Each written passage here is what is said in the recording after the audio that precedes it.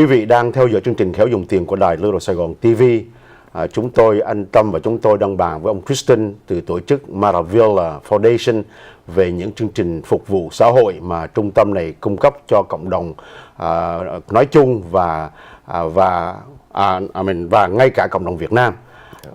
Ông ta có bàn qua cái vấn đề là không những tổ chức này giúp quý vị bằng cách là làm sao nhà cửa quý vị nó không bị tốn kém điện năng hoặc là gas, mà còn giúp quý vị trả tiền gas và thay đổi những cái dụng cụ trong nhà nếu mà dụng cụ đó nó làm cho quý vị wasting energy. The next thing that I saw, Tristan, on your website is LED cleaning. Is that LED cleaning? Many Vietnamese in Orange County live in, homes built long time ago. So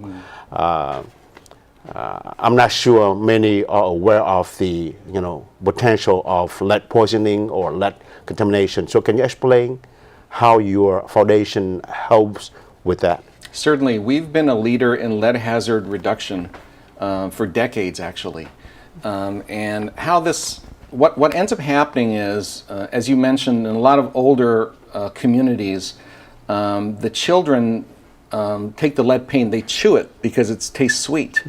Unfortunately, that can cause a lot of health problems, cognitive problems as the children grow up, and problems with memory, problems with concentration and learning, all those things. And so it's extremely important that this problem be dealt with. And so what we do is we have trained technicians to go and remediate the lead paint. They do scraping, they do a total reconstruction of the home with gas masks and space-age equipment like you wouldn't believe. And in this instance, it's one of the most rewarding programs that we have because it directly affects the health of the people. Cái LED mình dịch ra làm sao? Dạ, kính thưa quý vị, chúng tôi có hỏi ông Tristan là một trong những dịch vụ mà cái tổ chức của ông làm là dọn dẹp cũng như là làm sao để mà xóa hủy những cái căn nhà mà nó cũ. Quý vị cũng biết là những cái nhà, nhiều người Việt Nam ở những căn nhà rất là cũ, xây những năm như là 60, 70, những căn nhà đó nó bị nhiễm độc bởi những cái sơn mà nó có chì ở trong đó. Và nhất là những trẻ em, lúc mà nhất là con cái cháu của quý vị đến ở những cái nhà đó, xong rồi cái sơn nó rớt xuống, tụi nó ăn những cái sơn đó nó có chất độc bằng chì mà nó có thể làm nguy hiểm cho sức khỏe của mình. Nó làm cho bị hư ốc.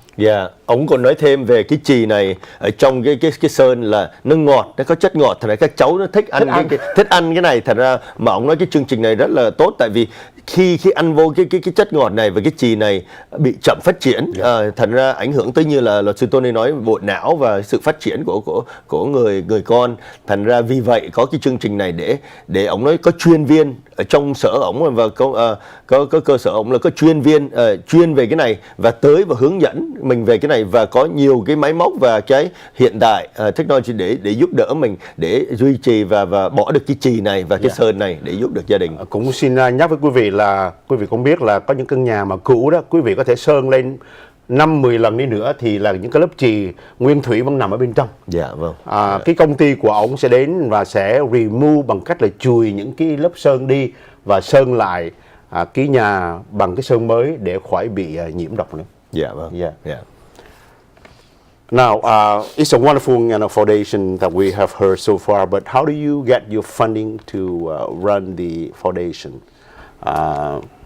Well, most of the funding that we get is through the Southern California Gas Company and through Southern California Edison, those two big utilities.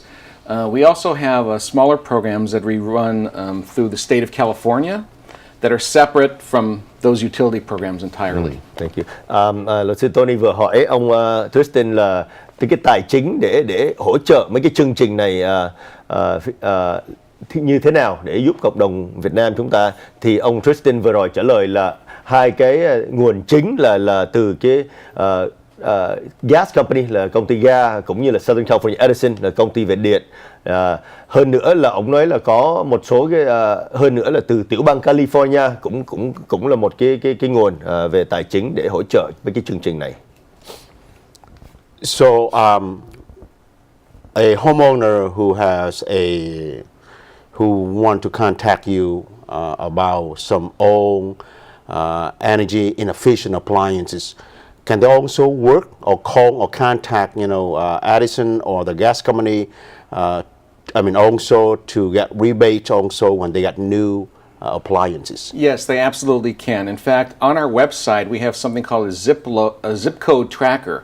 You type in your zip code, and you see whether or not you fall within our service area. And if you don't, then you are directed to the agency that you should call. Because we want people, regardless if they're in our area or not, whether they're a customer or not, we want them to be able to get help. Yeah. Ông nói là về cái website của ông, bên công ty của ông, mình có thể đưa vào cái địa chỉ zip code của mình. Ví dụ mình ở Westminster, mình có thể ghi vô 92683 vân vân, hoặc là Garden Grove 92843, thì mình ghi vô đó thì cái website sẽ hướng dẫn mình tới để mình được cái dịch vụ này. Ông nói mặc dù không phải là công ty của ông thì cũng sẽ hướng dẫn tới cái công ty nào mà giúp được mình về cái dịch vụ này khi mình đưa vào cái zip code đó. Vâng, chúng tôi cũng có hỏi thêm là nếu trường hợp mà quý vị cần cái dịch vụ của công ty của ông ta, và song song theo đó thì mình có thể xin giả sử như là quý vị đến ông ta và cái tổ chức ông ta cho quý vị một cái tủ lạnh mới, nó more energy efficient, thì song song như vậy quý vị có thể nào xin thêm cái gas, cái rebate từ những công ty điện lực hay không? Thì ông ta nói là yes, có thể làm chuyện đó, và trong cái website ông ta có list tất cả những vấn đề để cố vấn cho quý vị. Yeah. Tốt quá.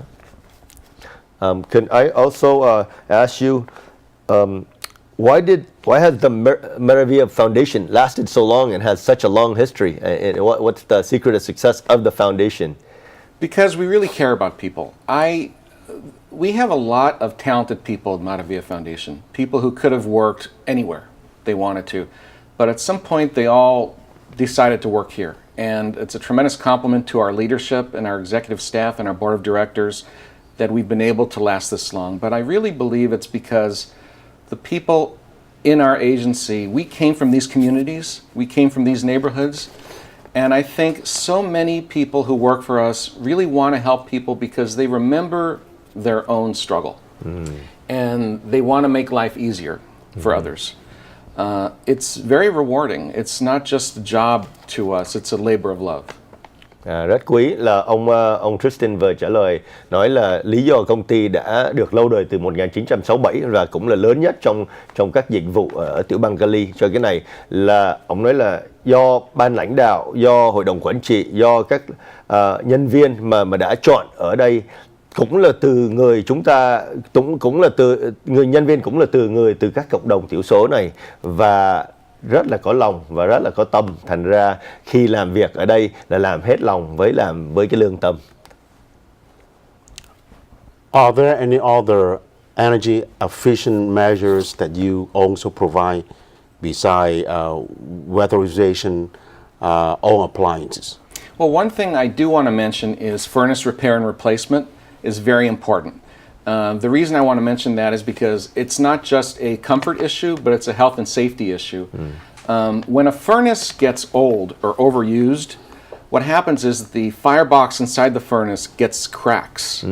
When that happens, carbon monoxide seeps out into the home, and the family starts breathing it. Now, carbon monoxide is tasteless, odorless, you can't see it, you can't smell it, and for that reason, most people don't realize that they're being subject to carbon monoxide until it starts to have a detrimental effect on your health.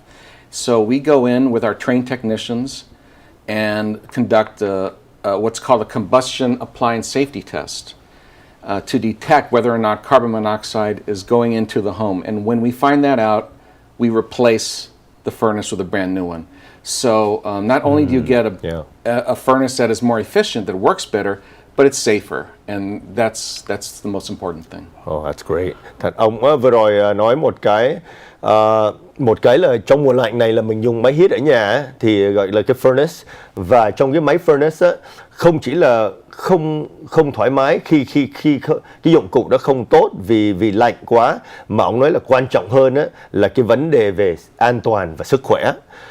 Ông nói chi tiết thêm về cái furnace này là khi mà hại rồi á, có một cái chất ra hoặc là bị nứt hoặc là cũ quá, đưa ra cái chất CO là carbon monoxide, mà cái chất carbon monoxide này mà xảy ra trong nhà á, mình không nếm được và mình không hửi được, thành ra khi cái đó mình thở vào á, rất là nguy hiểm cho các gia đình, và cái đó là xảy ra, nó ảnh hưởng tới vấn đề sức khỏe cũng như là cái hơi thở của mình.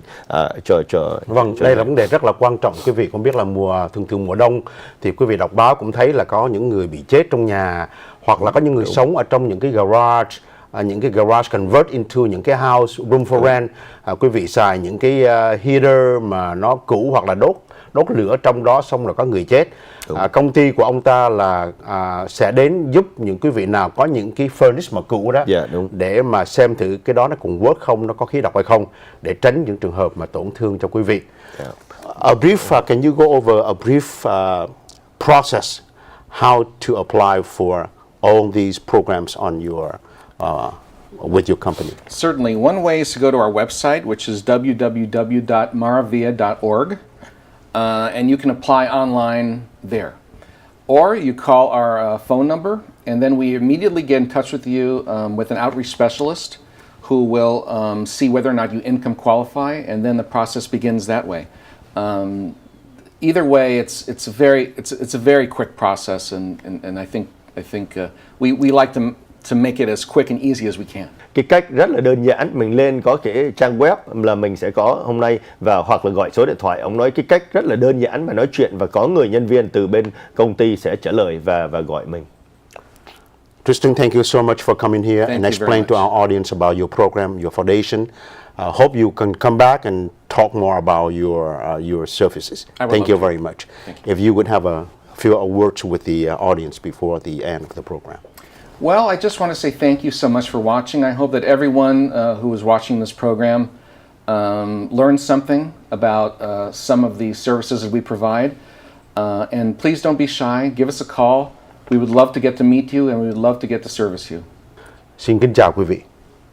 Xin kính chào quý vị. Cảm ơn.